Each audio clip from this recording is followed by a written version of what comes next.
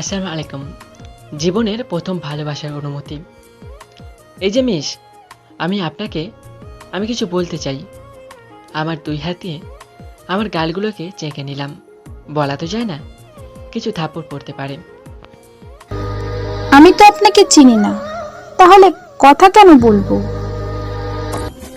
আমি আবার মনে মনে বললাম, ছেলেটি কি বলতে চায় একটু শুনি। বলুন। বললে আপনি রাগ বা আমাকে মারবেন না তো? আমি একটু ভয়ে ভয়ে বললাম, আগে তো বলুন। আসলে মানে আসলে মানে বাদ দিয়ে অন্য কথা বলেন।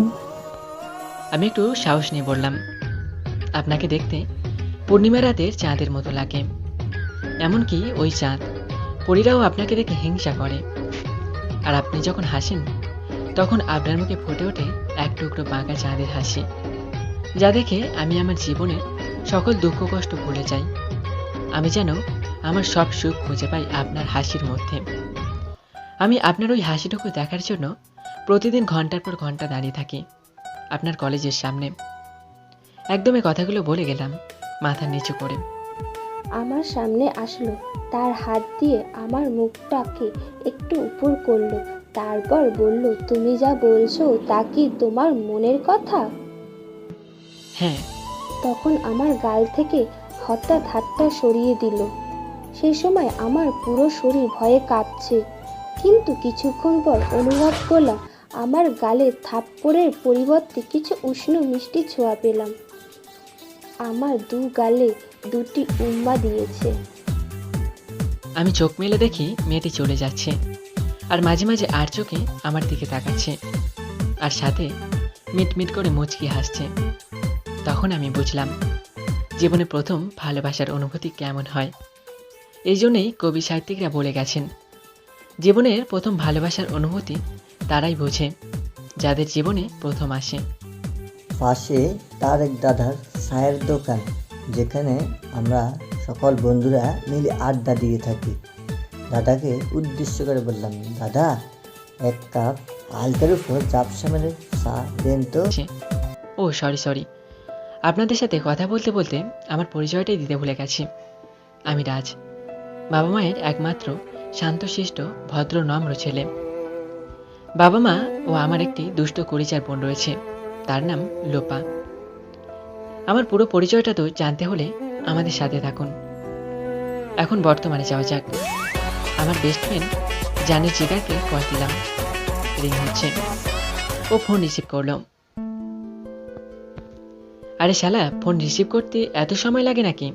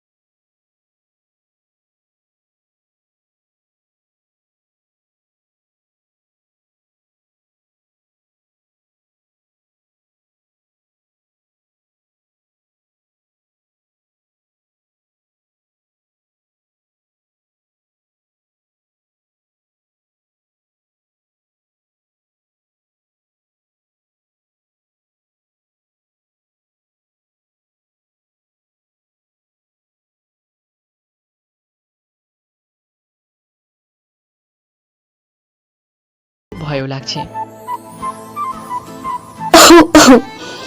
একটু কাশি দিয়ে বললাম, কি হলো, এত তাড়াতাড়ি আমাকে ভুলে গেলেন?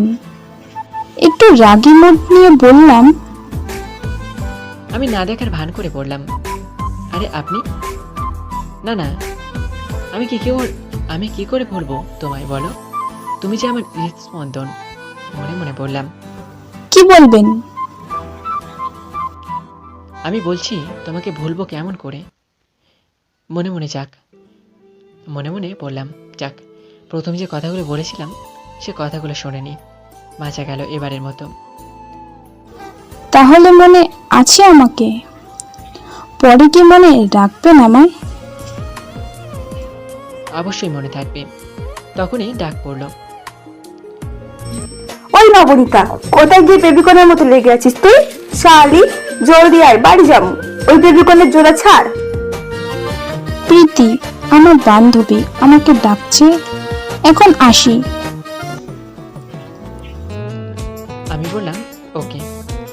আমি নবনীতার চলে যাওয়ার পানে চেয়ে রইলাম, আর মনে মনে বললাম, তুমি আমাকে ছেড়ে যেও না।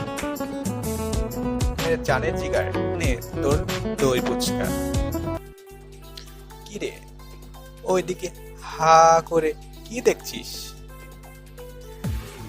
আমি তার মুখে একটি দই ফুচকা গুজে দিয়ে বললাম, নাইমের ডাকে আমি ফিরে আসলাম বাস্তবে। হুম, আরে কিছু না। বুঝছি, দোস্তের মনে ফুল ফুটেছে। আরে মোটেই তেমন কিছু না। আমি নাইমকে বুঝতে দিলাম না। খাওয়া শেষ করলাম, দুই বন্ধু মিলে হাঁটা দিলাম বাসার উদ্দেশ্যে। নাহিম তার বাসায় চলে গেল, আর এখন আমি আমার বাসায়। বাসায় আসার পর আমাকে দেখে মা বলছে, আর পারবো না, আমি এই সংসার সামলাতে পারবো না। আমার এই ধারণা, ছেলেকে বলিতেছি বিয়ে করে আমাকে একটা লক্ষ্মী বউ এনে দিতে। কে শোনে কার কথা? আমার মনে হয় আমি এই জীবনে আমি আমার ছেলের বউকে দেখে যেতে পারবো না। আসলে মা প্রতিদিন আমাকে দেখলেই বলতে থাকে। আমি এবার মাকে জড়িয়ে ধরে বললাম, এবার সত্যি তোমার জন্য একটি লক্ষ্মী বৌমা নিয়ে আসবো। মা খুশি হয়ে বলল, কবে নিয়ে আসবি লক্ষ্মী বৌমা? তুই টেবিলে গিয়ে বস, আমি তোকে খাবার তৈরি করে দিচ্ছি। কপালে একটা মায়ের ভালোবাসার পরশ দিয়ে বললাম। আমি বললাম, ওকে। আর আমি তখন দেখি আমার লোক স্টুডেন্টটা আমার জন্য খাবার নিয়ে দাঁড়িয়ে আছে আর বলছে, ভাইয়া আমি লক্ষ্মী ভাবিকে দেখব। আমি বললাম, ওকে। তারপর আমি খাবার শেষ করে আমার রুমে গিয়ে শুয়ে পড়লাম আর মনের সুখে গান গাইতে লাগলাম। চোখ মেলে যাকে চেয়েছি তারে আমি পেয়েছি, আমার স্বপ্নের নায়িকা সে তুমি। একসময় ঘুমিয়ে গেলাম, শুরু হলো আমার জীবনের নতুন আরেকটি সকাল। ঘুম ভাগলো আমার দুষ্টু বোনের তাকে। ওই ভাইয়া, কত ঘুমাবি? 9টা বাজে এখন, নাস্তা করবি না? তুই যা, আমি আসছি। বিছানা থেকে লাফ দিয়ে ফ্রেশ হয়ে নাস্তা করে আমার প্রাণের সঙ্গী গিটারটা ও ক্যাব নিয়ে বের হয়ে গেলাম, শুধু আমার মনের মানুষটাকে দেখার জন্য। আমি কেন আমার গিটারটাকে প্রাণের সঙ্গী বললাম আর আমার ক্রাশকে দেখলাম। আসুন একটু অতীতে যাই। একদা আমি একটি নদীর কিনারে বসে বসে সুর তুলছিলাম আমার গিটারে। হঠাৎ দেখি আকাশের ওই চাঁদটি আমার পাশে দাঁড়িয়ে আছে আর আমাকে বলছে, বাহ বাহ, আপনি তো সুন্দর সুর তুলতে পারেন গিটারে। এবং আমার গিটার হাতে নিয়ে বলল, আর আমি হাঁ করে তার দিকে এক পলক তাকিয়ে আছি। আমি তখন হারিয়ে গেছি ভালোবাসার জগতে। কিছুক্ষণ পরে দেখি সে চলে গেছে, আমি তা বুঝতে পারিনি। বর্তমান এখন আমি একটি বটের তলায় বসে গিটারে সুর তুলছি, সাথে এসেছে গেছে চারদিকে শ্রোতাগণ। তারই মাঝে দেখি আমার মনের মানুষও রয়েছে।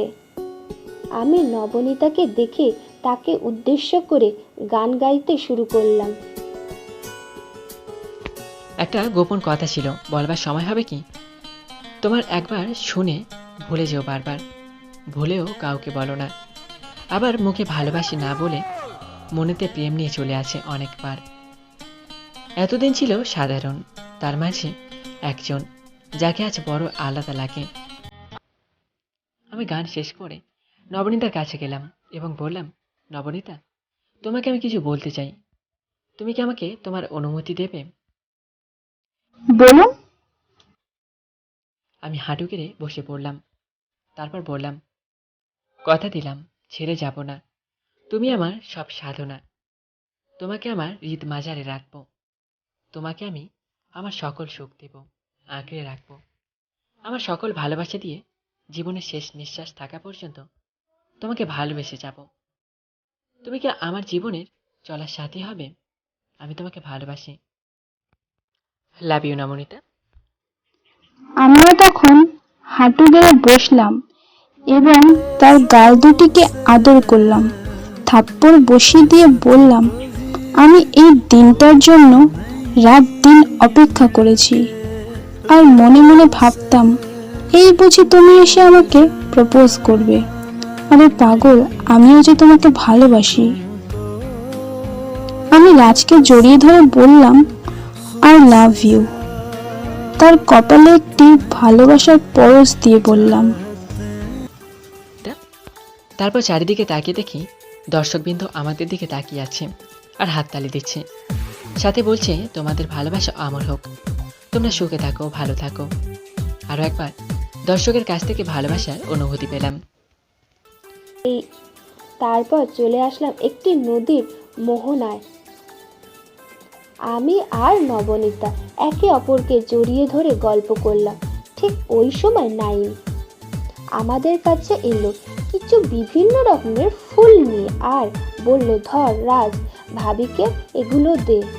আমি ফুলগুলো নিলাম আর মনে মনে নাইমকে বকা দিতে লাগলাম, শালা আমি যেখানে যাই সেখানে চলে আসে কিভাবে, যে বুঝতে পারে আমি কোথায় আছি, শালা প্রেম করারও সময় দেয় না। মনে মনে বললাম।